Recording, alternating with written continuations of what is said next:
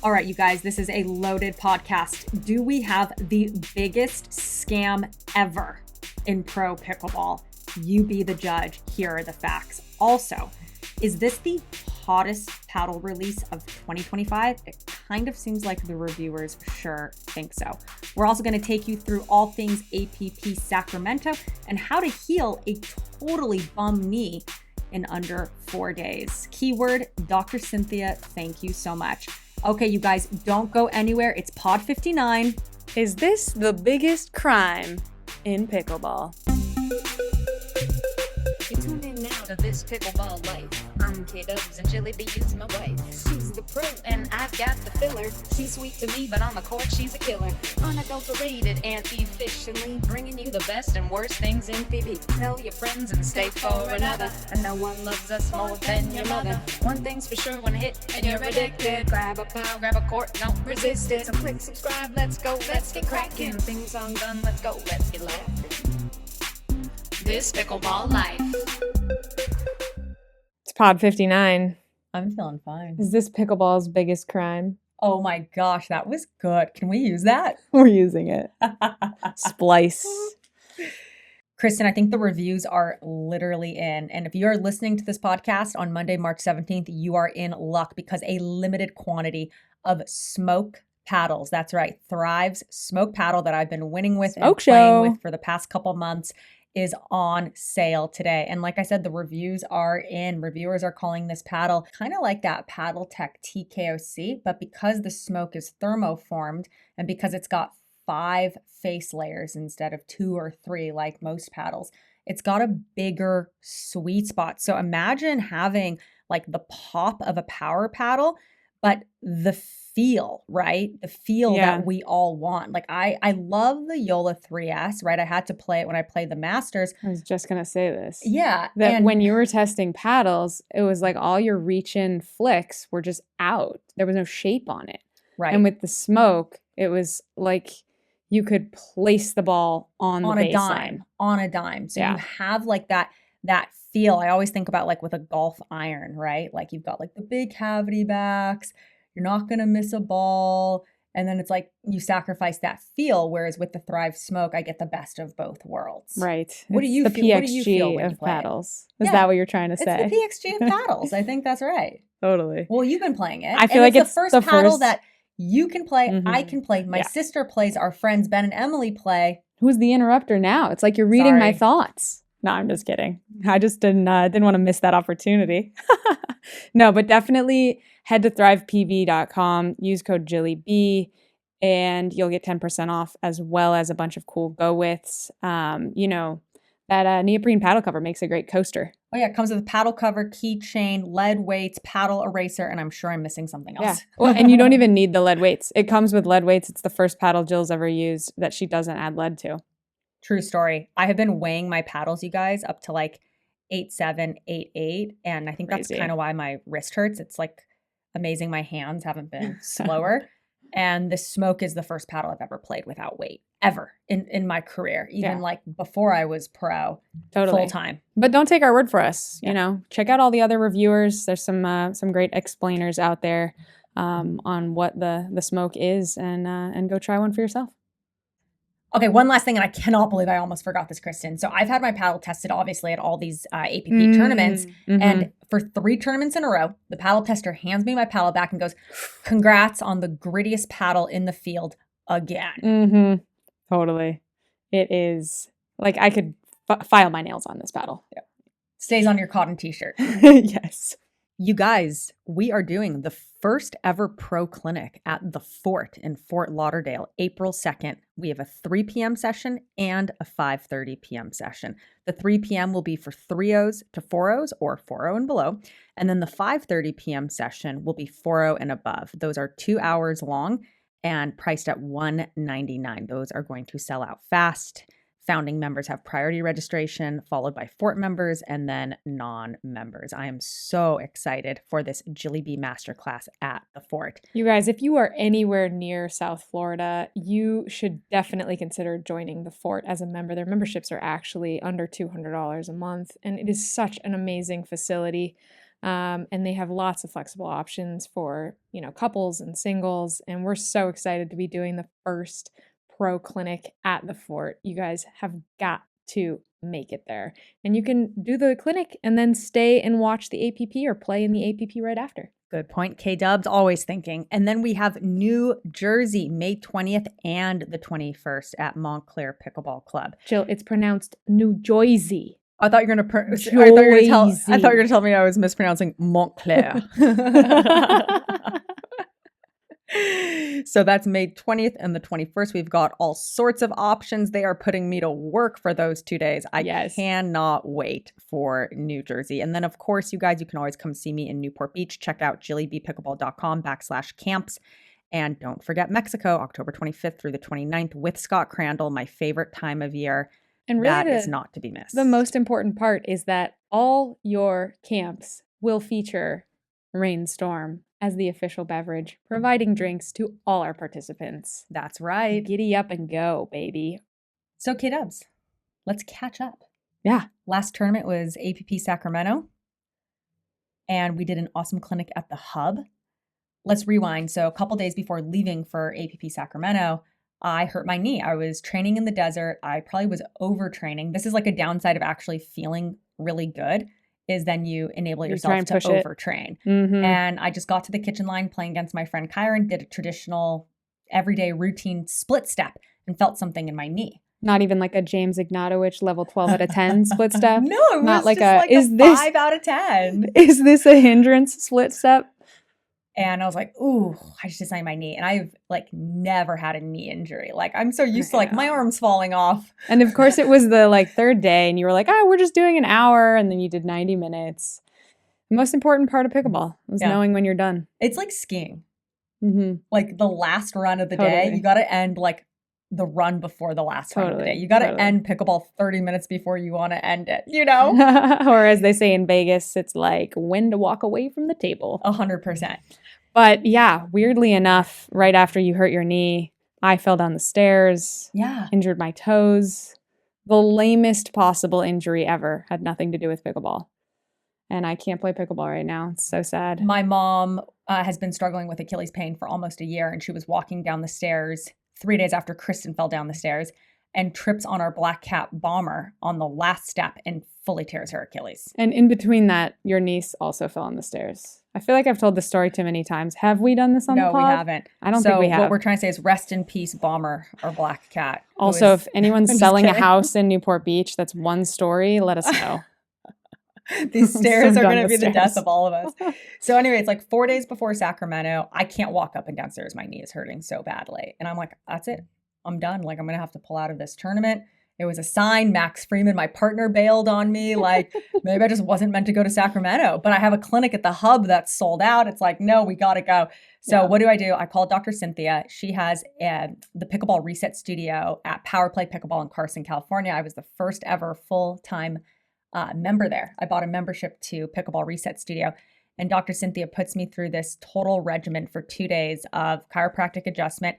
Then we did the oxygen on the bicycle. We did the EMF I'll show a device, picture of that. like the Beamer. Mm-hmm. Then we would do red light, sauna, ice bath. And I'd go home and do more Beamer, which is this EMF. Mm-hmm. Am I saying that right? What is it? It's an PMF. PMF. Okay. PEMF. Okay. So it's EMF plus a P. P does not stand for pickleball. So then I'd go home and I would do more pulse electromagnetic field device, this Beamer device we use, more ice, more red light. I love how me telling you it's PEMF somehow triggered all of the exact scientific words. Like, where were they? You couldn't remember the acronym, but you can remember the like. In the maze of my brain. So yes, a cycle of on again, off again, on again, on again. And I'm like, okay, again. I guess we're gonna just go to San Francisco. We're gonna go to Sacramento, like, and see what happens. So I teach that and we had clinic. A clinic. So I'm teaching the clinic, and I'm like, oh my god, I can like my knee is so small, I can like barely move in the clinic. How am I gonna play this week? There's no way I'm gonna play. That being said, you did look like you were totally fine during the clinic. And the next day, actually like trained with Jack, Monroe, Megan, my partner Mark Dancourt, played 3 games of doubles, and I was like, okay, It's Yes. okay. It hasn't fallen apart yet. Shout out to our amazing host, Gwen, who has a court at her house. The best. Thank you, Gwen. Loomis. She won the prize of hosting us. Loomis, the coolest place in Sacramento. And then we go into mixed day. Mark Dancourt trains 5 days a week with Will Howells. So he's kind of like a mini Will Howells. Like their games are really similar. So One I felt might right say at a home. maxi Will Howells. Because he's taller. And we get fourth place. So the knee holds up. I can't believe it. We lose in the bronze medal match to Chris Hayworth and Amanda Hendry. We beat Eric Lang and Jana Newell in 3 games. Yeah, that's a good win. And our broken suitcase made it one way there. And we bought a suitcase to go home. We do this a lot. This is like a classic case of you spend the discount money on a suitcase, it cracks in 2 years, you buy another, and you could have just bought the like away luggage or something 100%. for $300 and it'll 100%. last forever. And then Megan and I go into women's doubles day, and it's windy. Definitely feeling it a little more physically. We make it to the finals, and our streak of like 5 tournaments in a row comes to an end. That was a physically painful finals. Yeah. There was a 3-hour wait between the semis and the finals. They wanted to play everything on Saturday. Yeah, that was brutal. They wanted to insert the gold medal mixed match in between finishing the winner's bracket and the finals of gender, which is strange for everyone. I was not a big fan of that schedule, but it is what it is. So and, I give props to Bobby and Susanna. So we lost, I think, 11-8 or 11-9 in the third. They played well. They really did. They played well. Not a lot of errors. Congrats to Bobby on a double gold.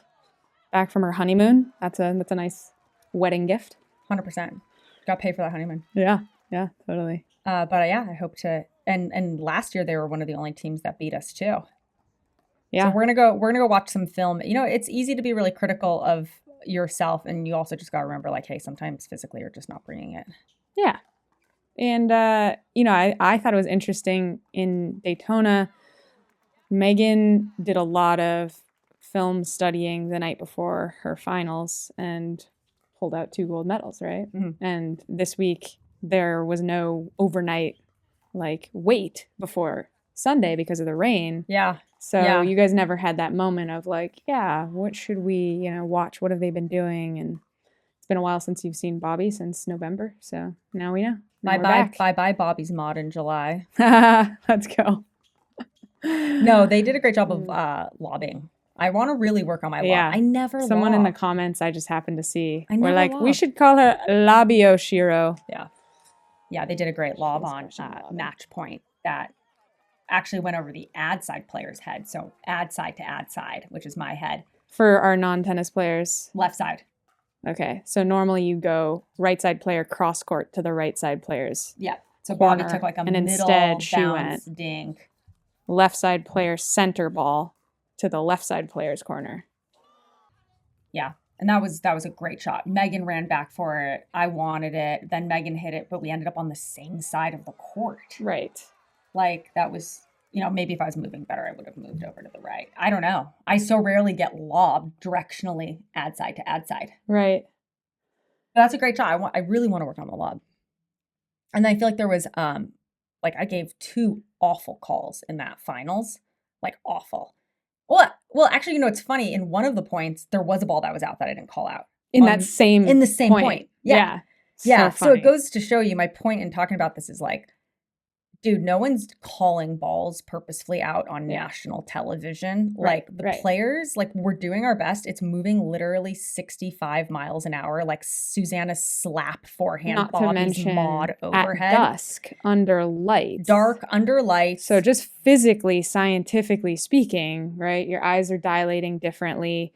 You're, 6 feet in from the baseline. So physically, you're whipping your head around as a ball is coming. A lot of what you're judging is not the ball landing, but the trajectory of it passing you, and combining all of those, visuals and historical balls that you've seen in your life into looked out to me. Did it look out to you? Well, we have a Let's perfect just do the challenge video system. Yeah, near perfect challenge system Totally. in place. But still, like, players should not be calling their own lines. It's that simple. And, you know, Zane did a post on this and was like, you know, here's some suggestions. And one of his suggestions was basically like, well, line judges are not the solution, because like refs, their eyes are not great either. Yeah, their eyes aren't great. And it's like, dude, if people, aka refs, sitting on the sidelines and their only job is to watch the lines and they can't do it, how can the player who's also playing the match do it? Who's dealing with 10,000 thoughts and moving and strategy and swinging and the height of the ball, and now it's windy, and it's like, let alone has an internal bias wanting it to be what they want it to be, regardless of if you're the most honorable human being ever. It leaves you in an impossible position where you're like, well, what am I supposed to do? Play every ball that's an inch out just in case? Yeah. And like, that's literally what it sounds like Zane is suggesting. Like, just play everything that's kind of close so that you don't become one of those people. And you're like, no, I mean, the goal should be to get the call right. The goal should be to get the call right. The goal should be, if it's out, you call it out and you're just right every time. But we know as human beings that is not going to happen. So it leaves you in a situation where you're like, okay, anytime it looks pretty close, but it's a, you know, soft bouncing dink, am I supposed to play it? Like the ball that Megan played that was actually out. Yeah, that's my call, and I didn't make it. It was like 4 inches out. I know, and I didn't make it. And then in that same point, why should you be needing to make that call when it's 4 inches out? Yeah. Well, and that's the thing. Like, if I'm dinking and I'm on the left and someone hits me a dink to my left line, I never call that ball out. Like, it can be 4 inches out, but I can't see it because I'm right on top of it. The ball I struggle with is like, you're turning your head around. It's a overhead, right? And you're looking behind it. So anyway, I just think we got to find some solution here. I mean, how expensive can these like Hawkeye systems be? I've heard like $100,000 a court. Then I've heard there's like competitors to Hawkeye that are cheaper. I still think like that championship Saturday, you have like 20 refs hanging out. Why can't they be on the lines? Right. My point is, okay, I see the type of person who is drawn to becoming a ref, and the person who's drawn to becoming a ref tends to be someone in their elder statesman years who has like an internal passion for the game and the growth of whatever. All you need are people who can see. You know, a person goes through a lot of training to become a ref. Yeah. You don't need a lot of training to see a ball land on a line. So we should have people who are separately trained just for line calling that don't have to go through all of the hoops and jumps that would prevent a lot of people from becoming a ref at all. But a lot of people would raise their hand and be like, yeah, I'll sit on a court for an hour and a half and watch the lines. So Anna Lee at Cape Coral the following week after Sacramento called a ball in and said, I want to challenge my in call. And you might remember that when I was playing Simone in Cincinnati, she called the ball out that we hit, but then said, I want to use my own challenge against myself. And you and I were like, they've got to get rid of that rule to be able to use your own challenge against yourself, because it's a little bit like you are innocent until totally proven guilty. The way the rule reads is like, to overturn the out call, it has to be 100% visible that it is in. Basically, if you think a ball is out, but you give it an in call and challenge it just in case you were wrong. No, she gave it an out call. But challenged herself. But used her own challenge against herself. And then the APP took that rule away. That's it. They said, you cannot, you have to make a call. You can't go out, use my own challenge. Because that's like saying, do you know if the ball's out or in? Like, which is it? Oh, the logic behind it. Yeah. I actually disagree with that because, again, I mean, anyone who's heard my take on line calls would hear it every time. Eyewitnesses are not good witnesses. So it is actually reasonable to be like, I do think it was out, but I'd like a closer look just so that I have peace of mind. Yeah, use my challenge. Like, a lot of times we have a bad angle or it happens fast. the person who's on the other side of the court actually has the view of being able to see quote unquote green in between. There are all sorts of these little factors that are like, yeah, I mean, we should be seeing a lot of closer looks at these line calls, but then you have to factor in like pace of play and how often are we going to stop the game for this and how quick can we get this Hawkeye system? Well, that's what's happening now. There isn't a delay. That's what's happening now in PPA tournaments too. On match point, if the players don't have a timeout, they just go challenge on like a random thing, a foot fault in the last point. The other thing that was weird at the APP, I don't know if you noticed this, is you don't lose a timeout. I didn't lose any, like when I had those 2 calls overturned, there was no penalty for that. I didn't lose a timeout. I didn't lose a challenge. Like effectively it was nothing happened. It was effective that nothing happened. So I don't think we're getting the challenge system right on either tour. And I don't think players should be calling their own lines. Yeah. Like there's nobody that would be purposefully giving a bad call on national television with a perfect replay system. Right. In place. Like no one's like expecting to get away with it. And I'm happy to be like the scapegoat for this conversation or like the demon in this, but there's nobody actually trying to do that. There's no malicious intent there. This is a classic don't hate the player, hate the game. Now, do you think there are people out there who are purposefully using the fact that there aren't replays on the other courts I think that's to their issue. advantage? People see that and go, well, imagine what players are doing on the other courts when there isn't a replay system. That's my actual question. Do you think it's a problem? Do you think it's a problem to call accurate line calls? We know everyone, rec play all the way up to the highest level of pros, has problems with line calls in general. But do you think there is a rampant cheating problem in pro pickleball? I think for me, when I'm on center court and I know there's a replay system, it's easy to be like, yeah, I saw that out, challenge it. And I think you can't have that attitude on the other courts. You absolutely cannot have that attitude. So you're actually like mentally switching gears to, okay, everyone's out here doing their best to call the lines. I'm going to play every ball that's close to the line. You have to. What's the other solution? You just call it like you see it and hope that what you saw was right. I do think that is an attitude someone could have. Yeah. I feel like I've heard Salome kind of making a point of kind of what you're saying. Like, I'm going to call these lines as, as close as I feel like until they change the system, because the system should be changed. Like, it seems that she's drawn a line of, I'm going to keep doing this until someone does something about it. Mm-hmm. And maybe that's 6 people watching the lines. Maybe it's, camera equipment, but do you think that most of the people out there are just doing their best and that it's not a problem? I think most of the people out there are doing their best. And that the only bad calls are just innocent bad calls. I think most of the people out there are doing their best. So you think 2% of the people are out there just like hooking when they feel like it? Well, I mean, you even see like, it's funny. Zane kind of speaks out of both sides of his mouth. Hear me out. He's like, there's so much cheating in pickleball. And then he's also like, I cheat. And then he's also like, I'm going to purposefully spin serve people because to prove a point that the refs are so bad that, people can't really see what I'm doing. Didn't he do that against Christian Alshon last year? He did it at St. George. And then I don't know who he's playing against. Boasted about it. Right. So is that okay? But now you want to wear a white hat about line calls, but you want to spin serve? Like, I don't see the differentiation in those points. Yeah. In those 2 schools of thought. Right. In fairness, he like shows a clip of him getting overturned and says that like, it's not like I've never had this happen, but it does seem like he's purposefully poking someone in his own mind in the eye about like, you should be on some kind of list that has tallying and escalating punishment. Mm-hmm, mm-hmm. So what do you guys think out there, our listeners?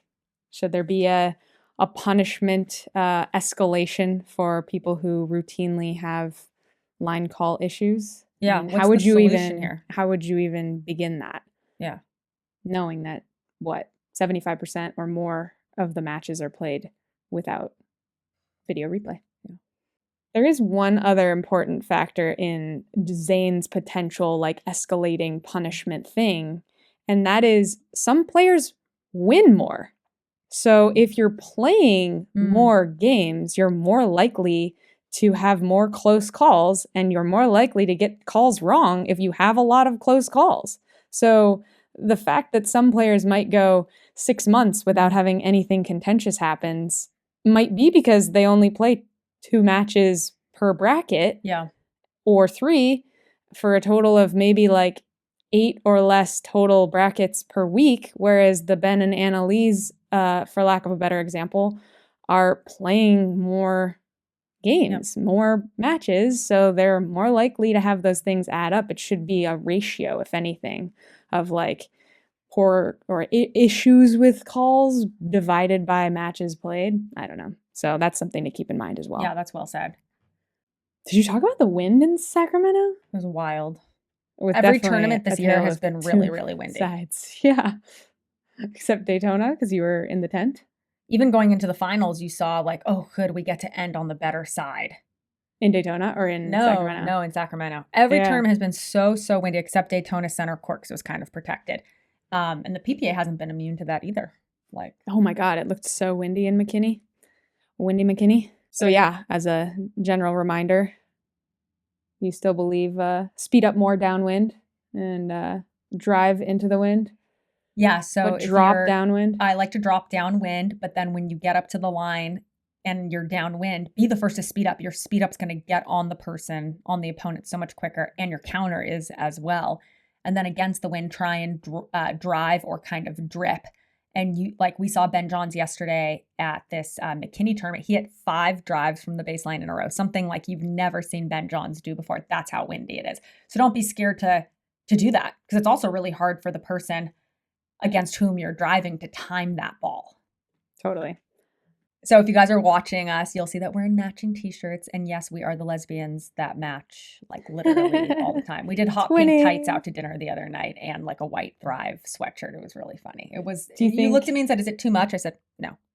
Yeah, I have had a few people throughout the course of the last 10 years ask if we're actually twins. And well, that's an upgrade from mother-daughter. Well, mother-daughter was the downgrade from formerly being asked if we're twins, let alone sisters. I tangented. So we are in LEOREVER matching t-shirts, and I'm so proud to have LEOREVER as a sponsor of this podcast. If you love our podcast, please support us by checking out LEOREVER.com. Compression tights and compression wear when you play. You guys, it is a legitimate game changer. Like if I play for 3 hours, I don't feel in my legs like I played for 3 hours if I wear my compression tights. I mean, there's a reason Andre Daskew, Jay DeVilliers, Ben Johns, Caitlin Christian. Totally. This is science. They wear compression tights. Beyond fashion. This is like we're so into biohacking and health.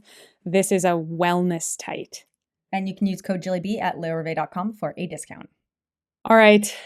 Are you ready to discuss perhaps the largest scam in pickleball?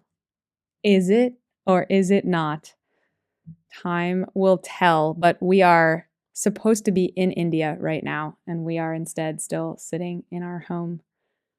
So wild, you guys. Like Kristin said, we're supposed to be in Mumbai right this second, and 6 days before the event. Half the players have been paid. The other half haven't. Half have flights. Half don't. The organizers have spent $250,000 on hotel rooms. They booked the venue. Like they're definitely in the hole. And the event gets postponed. Is this the biggest scam in all of pickleball? I don't know, but here are the facts. So let's talk about some of these green flags. Okay, but we should give a little background. That's what I'm saying. Okay. Yeah, we had Prawn on our podcast, Prawn Kohli, CEO of PWR. His family owns Pickleball United, which are, sports equipment manufacturers and distributors in India and beyond. They have the rollout courts that you know of as the Pickleball United courts, and they are the distributor to Franklin Sports. And Franklin had a really good experience working with them. And those of you may not know this, but Kristin is kind of a scamfluencer expert. And she always says these scams start with a few people actually getting paid and having good experiences. So another green flag. I always tell people, like, what is a con man? And this is important in sports too. People don't think about it. They think con meaning like pros and cons, con meaning bad, bad man. Con man actually stands for confidence. Confidence. A con man instills confidence in you where your gut reaction says, this feels weird. This feels too good to be true. This feels like something I should just walk away from, but this guy is making me confident. How do they instill confidence in you? Well, they create green flags. Yep. They create these situations where you're like, well, that worked out for them. That worked out for so-and-so. That person, that event worked out. That's legit. And then you convince yourself that you're the crazy one instead of them. So green flag. Megan and a bunch of players play overseas last year in these PWR events, and they make good money. They're taken care of. Times Now, very large, like I guess you'd equate it to an IMG style business. Oh, I thought it was more of like a New York Times. It's like news, media, sports. So somewhere Sports in between those two. Somewhere in there. So they invest into PWR. And again, that's a very like legitimate, real organization. Green flag. PWR runs a Dubai event. The Prince of Saudi Arabia shows up and Andre Agassi. And yes, there are penthouse parties abound. They have partners like Duper, all of these other entities who are endorsing PWR as the next big thing. Oh, the agents, like the agents really believe in them. So you've got these green and they're saying flags. They're giving you upfront money too. Yep. Yeah. Right. So it's not just the like, okay, we'll pay you when you're done. Then we're supposed to go in January. Oh, and they advertise there's going to be $15 million in prize money promised for 2025. That's insane. So to put that into perspective, how much prize money is on the APP tour? 1.5 million, I think. I think the important thing here is it's well below 15, right? Yep. Now we know on the flip side, the PPA tour is paying 33-ish million for their salaries. Players, right? So that's their version of prize pool this year. Which we're going to talk about a little bit more later because that model's changing. And that's what, 26 events? This was going to be 15 million in like 4, 5, 6 events maybe. I think it was be 4 majors and then 12 total events. So now let's talk about red flags. First, we were going to go in January. Now it's delayed till March. That's a bit of a red flag, but you go, well, you know, they delayed the APP Fort. Then we went in January and had a great run. That went well. Yeah. People want to be ready. They want to put on a good show. They don't want to haphazard their way into their inaugural event of this style, right? Because this was the first team event. Okay, delay. Unpaid vendors, unpaid tournament directors start to come out of the woodwork from events last year. Lots of pickleball entities have unpaid problems. That hasn't stopped them from conquering the world. Yeah, I mean, how many vendors, facility operators have called us to be like, I gotta tell you my experience with the PPA. Like this just seems to be something that we hear in all pro the time. pickleball. We hear quite a bit, not from the APP, but yes. True. And then it's like, wait, when we were doing MLP drafts and MLP teams, there was a lot of hoopla leading up to the event itself. Like, who are the team owners? Who are the teams? What team are you on? Who's your captain? Yeah, huge red flag. Captain? There's this WhatsApp player chat with the PWR organizers and all the players, and they segment us by like American players and PWR. So I'm in the American players and PWR chat, which I think also has Australians. But anyway, and there's no information, you guys, on like the format of the event, the rules of the event. Will there be paddle testing? There's no draft date. There's no announcement of who the team owners are. Like, so you don't even know if it's rally scoring or side scoring. Nothing. And no announcement of these mythical team owners. Right. And so that was part of the second delay that we heard about, 8 days before our flight was supposed to leave? Which, by the way, we had an itinerary, but not a ticket for. So it was like, we're going to take care of everything. We're going to shuttle you around in black cars. We're going to, fly you and your +1 there and put you in a hotel, but also no information and no ticket purchased within at least 10 days of us leaving. By the way, the whole time it's like, you're going to get your ticket. And I don't know if this is like an Indian thing or if Americans are the only people that take like deadlines super seriously, but there was a lot of like, you're going to get this tomorrow. You're going to have your plane ticket tomorrow. You're going to get paid tomorrow. And then it'd be like, like a mañana culture thing. Total mañana culture. Not to throw Mexico under the bus. No, but this notion of tomorrow. Yes. And so then half of us did get paid half.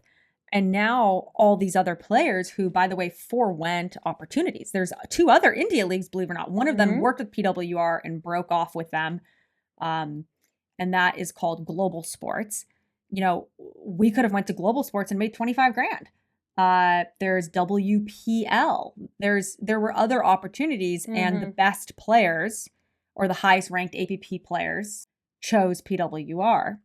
So now did all of those people like Aiden Shank who he did won an MVP? Did they all get paid on time and they're all like super happy with their experience? I've heard if you played Global, you got paid, and you haven't been paid yet if you played WPL.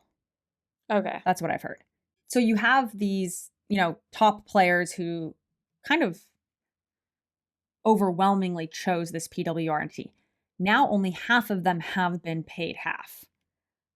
And how unfair is that to them? Because there were all these other opportunities, Global and WPL, these other international events. And again, it's tough being in that position of like knowing if this is proven to be a scam, that you are one of the people who is like, it's all good, I've gotten paid. And now you feel responsible for the people who did maybe spend money on something that they're not getting back. Yeah, so we got paid. You're making more, devils out of one person's, so issue. To put it into perspective, it was like a $15,000 appearance fee just to show up. And then you could win up to $45,000 for first place. And then I think $30,000 or $35,000 for second place.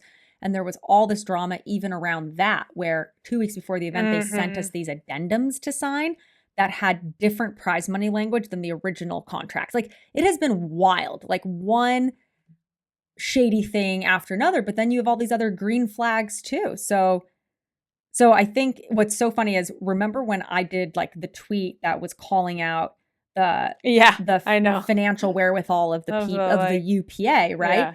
So obviously they didn't appreciate that, and they clapped back, and it was they were up in arms and hired this crisis PR firm.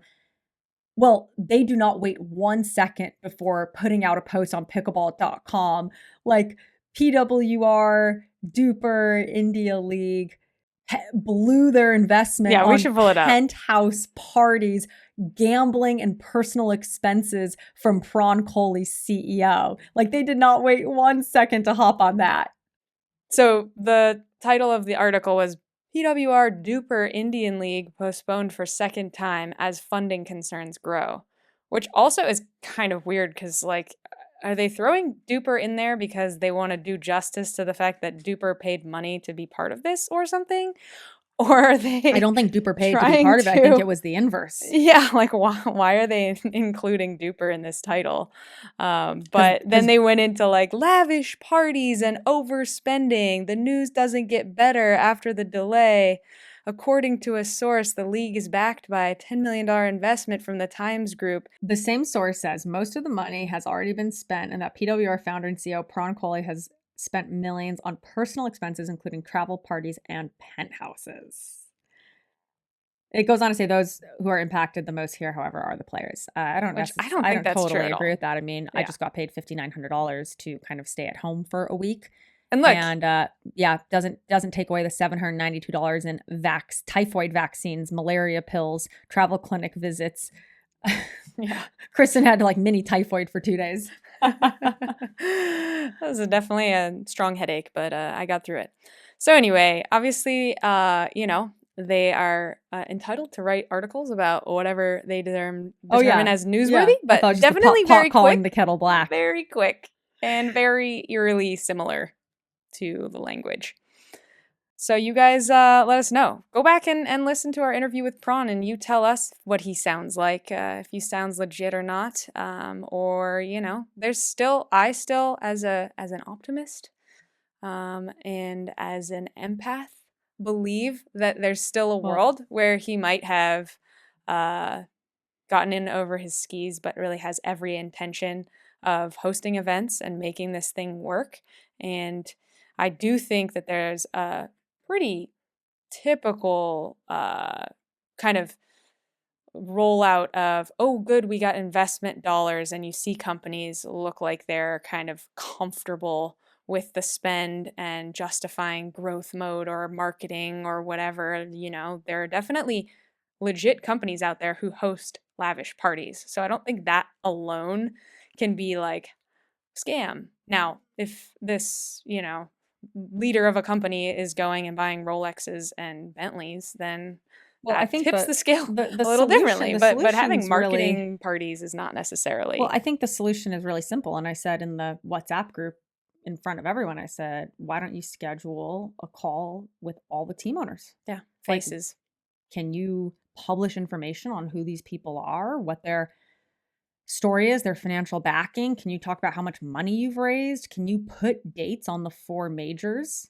that are supposed to be worth millions in prize money? Like, there's no dates on those. It literally says like June 2025. And it's like, you know, people have like clinics. Like I have clinics. I just went ahead and scheduled them all because I'm like, well, my clinics are real. I don't know if this other stuff is real. Right. But other players who are in this group were like, well, I'm going to wait until we find out when I'm booked to start, you know, scheduling my clinics. But it's like, you gotta make your life. Yeah. So I think that's pretty much it for PWR. We'll see what turns out in the next couple weeks and months. In theory, the next event was supposed to be Madrid in May. So that's obviously not happening. So can we segue and talk about the UPA? All right. So I have a question for you. If APP players suck so badly, why does the UPA sign them? That's a great question. They signed Max Freeman. 1 week later, he's in the bronze medal match in a PPA for singles.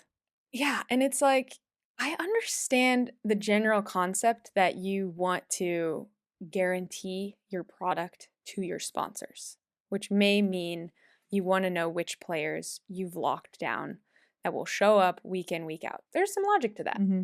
I don't understand the logic of whack-a-mole every like pro for, you know, a few $100,000, a few, you know, 10 grand, 30 grand. Just, is this going to be a constant cycle of like, we'll just try and lock them down as early as possible into 3-year deals, and then we're saving ourselves money because in 3 years they're worth more, or they're worth zero? We'll never tell until we get there. But is that the strategy? Well, let's look at like Eric Onson's too. 1 month after signing, he beats Christian Alshon and Catherine Parenteau, makes it to the bronze medal match with Alex Trong. So, like, do we suck? Do the APP players suck? Or when you handpick us and we go, we've got skills? Right. So Eric Onson's is out there winning bronze medals on the APP and now bronze medals on the PPA. So maybe these tours are actually more equal. I'm asking questions. Chris Hayworth, only person to beat Federico Staxford and Ben Johns last year. He's an APP player. Like, I'm just asking, do we suck or do we not? Like, it's a simple question. One thing's for sure. The quickest way to get a UPA signed contract is... Oh, play with me. Yeah, 100% play with me. I was supposed to play with Andre Daescu all last year. Then all of a sudden, some like cheating scandal. Ooh, Andre, you have a cheating scandal. You better sign with the PPA exclusive. And then you, last minute, have to play with Stephen Madonia. Signed. Never medaled ever. Signed with the UPA. Eric Onsons, it just took one signed. Event with Max Jill. Freeman, signed. Yeah. Just either I can pick them or... Yeah, maybe that's it. And then John Lucian, 16-year-old, is that his name? John. Is he 17 or 16? 16. That's what the press said. Beats Ben Johns, then beats Gabe Tardio in singles, and then loses in a really close 3-game match in singles to a top player. Yeah. Then loses 12-10 in a third to Hunter Johnson, who's been on fire lately. Who also was on the APP. Are there going to be 100 Johns and Max Freemans in 12 months? Like, how do you do this? How do you have a business model that's contingent upon playing whack-a-mole with these players? Because that's what it feels like. Yeah, and you get these different tiers of players where, you've got players out there making teams are 500 coming. grand who would never be able to make 500 grand in prize money had they not locked in this salary. Then you've got people who kind of missed the boat, like Will Howells, who should have arguably been signed for a large contract but missed the timing and now is, in this place of getting signed at more real numbered rates. And then you have those people who, like, they need to fill the bracket that are going to lose in the round of 32 or 16 every time, but they just don't want to feel left out. They want to feel like, hey, if I'm doing this for a living, I at least want to just know I'm making 100 grand. I don't, I obviously would rather make 500, but I'd rather know I'm making 100 than maybe make 150, but maybe make 50. And that's where I think their logic is going to make the most sense as a player, but not as an entity. To me, I feel like those players who theoretically could go out and maybe win a few medals, but aren't going to win 40 medals, they don't really need them. Yeah. Like, if they just create a better product, those people will show up. Yeah, they might go play the APP every now and then, and also the PBA. I mean, obviously, we still see that. People who are unsigned still play PBA events, but they is your business lockdown. model contingent upon getting more and more insular and being like, well, my competition sucks. They suck. The players on that tour suck. And then you handpick the ones you want who come and do really well. And you're playing this game of whack-a-mole. Like, do you have to keep doing that to keep, and then you sign those players and then you lock down qualifying and you say, you can't come in and qualify anymore. Right. Which is what they did. You can't come in and qualify anymore if you're in the top 50. Here's what does make sense. So we're going to keep out the best unsigned players. We're keeping you out. So that way we have become so insular that you can't actually see how they would do against those unsigned. Right. So you become this self-fulfilling prophecy. We are the best. We are the best. They suck. They suck. And to prove that, we're going to make sure they never come in until we invite them anymore. Right. Isn't that interesting? Only makes sense. It's interesting. You think of it through the lens of control, right? If your motivation is control, it makes 100% sense. If your motivation is creating the best product, growing your business, spending money in the most intelligent ways possible, I would love to have someone really explain to me how that jives. Here's something that I think is super smart that the UPA is doing. So we have heard that instead of that $32 million in salaries they're paying, they're going to try and renegotiate effective immediately. They've already started this with players to get them to take a reduction. So basically, take your last year's salary. Let's say it was $100,000. They're going to take 2/3 out and put it into prize money. So you're still going to get 1/3 as an appearance fee. But what they're trying to do, that broadcasters have told them you need to do this to get a media rights deal, is they're trying to have a $20 million prize money tour. I think that is brilliant. Can you imagine? This makes way more sense. This makes so much more sense. And so much better for the like business. The people who are signed by the MLP, forced to take a reduction, but really are in the top 10 on the PPA, like Anna Bright and, like Hayden Patrick and these players who have really come into their own, but got kind of signed into the old deals that were much smaller than some of the people that went originally with PPA. They now can bonus out their way closer to those $300,000 or $400,000 players. That is so exciting. And the prizes will be exciting. You can win. Literally. Like, now you can watch something go, there's $50,000 to the winner of this tournament, not split, to the winner of this doubles major. Right. $50,000. I mean, that is on Sunday. Yes. And it's 8-8. One of these teams is going away with $80,000. So exciting. That's worth watching. And that was what I always said. And it was also, part of what was great about MLP. Was like, wow. Well, Tom Dundon. These are the biggest prizes anyone's ever seen in pickleball. Tom Dundon told me the smartest thing Steve Kuhn ever did with MLP was he made that first year, that check, what was it, $25,000 a person? That was huge money in pickleball. That was like, all the PPA players looked at that and went, hey, I could beat those players. Yeah. I could make $25,000 in a weekend. Oh my goodness. Yeah. Where are paychecks? We want to get out there and do that. So I think this is just going to give saucer eyes to all the players. I want to be on the PPA tour. I want to win $45,000. $100,000 in a tournament, $50,000. And like, that is so cool. Yeah. And to be like, we have a $20 million prize purse on this tour per year. What is that? What did we say the APP was like? So we're having a 10X. Yeah. That's so cool. Exactly. So yeah, so it's what we've heard rumored was somewhere in the 40, 45 per player on doubles, like 25 for singles for the majors. So you can only assume that the regular season events are going to be kind of probably 25 for the doubles and, so now 15 I've heard for the singles. So I've heard that if you don't take that, I don't know if you want to call it a reduction or repurposing. If you don't take sure that, they have a great word. I'd love to know. Yeah. If you don't take that, you're not welcome on the tour after your contract expires. So when we think about some of these players we've heard of who have just massive contracts, like Lauren Stratman, Julian Arnold, Kwang Duong, do they take the guaranteed salary and the money for the next couple of years, knowing like you might have some ramifications, you might never be able to play that tour again? But hey, you're like maybe in a little bit later stage of your career. Kwang isn't. He's young, right? Like he's got the world ahead of him. Does he take that reduction? Right. So it's really fascinating, or whatever they want to call it, repurposing. Totally. Yeah, they're definitely players that you can look at their age and think, yeah, they might make a decision based on that and like where they are in their life. And I think it takes players who you look at their skill and you can combine the two and go, oh, okay.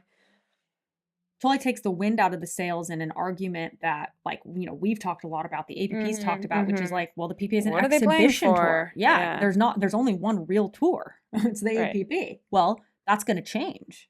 Absolutely. So something to look forward to be honest. I mean, there definitely are some people out there you can watch them play and go like, oh, is this guy just phoning it in? Is this gal just phoning it in, or they actually really like fighting for it out there? Because kind of, why would you? Your main objective, if you're on one of these guaranteed contracts, is just don't get injured. Yeah. Just make it 26 events. It's a marathon, not a sprint. And you want these people to be desperate out there. You want these players to be diving for balls like Elise Jones. So hopefully we'll see a little more action. We were going to talk UTR and Duper and all things ratings, but the PWR and the prawn and the scam was just too good, not too good, but too pertinent. The ratings aren't going anywhere. So I want to talk about that next week. But this is the answer to the discussion we were having off camera. This is the last pod of its kind. Oh, okay. And I think, we have these things that we end up postponing. We're just going to start making more side videos. Yep. So it'll be kind of this Pickleball Life bonus content. Yep. Or it'll just be, Jilly B Pickleball or Jilly B discussing with me maybe nearby with a mic. But mostly just talking about things that matter and things that are important to you. Yeah. That aren't just newsworthy. Like we have so much stuff to share and it's getting like delayed because it's like becomes these really long podcasts. Video for players to watch. Yeah. June 2025 to June 2026. Players to watch next week. Just kidding. Summer blockbuster. But I think the direction we want to take the pod is more like evergreen content. Like we don't want it to be news. We have a guest and we want to hear from you who you want on the pod. And we're going to obviously always have catching up. And then the stuff where it's like, the ratings, like make a separate video, like you said, or players to watch, make a separate video. Absolutely. And I do think that we have always and will always stand behind our catchphrase, pickleball is joy. And we want to make sure that every pod has as much joy as possible. And we're not just out here trying to talk about newsworthy, salacious clickbait things. The only reason we talk about things that could be arguably in that category is they are part of our life. And we know that, people do find them interesting. We're talking about them because they're interesting, not for the sake of salaciousness and mudslinging or anything of that nature. So the beauty of pickleball is that there's no sport in the world that's more fun to lose. All right, you guys, pickleball is joy. Yes. Don't let anyone tell you differently. We out. This Pickleball Life.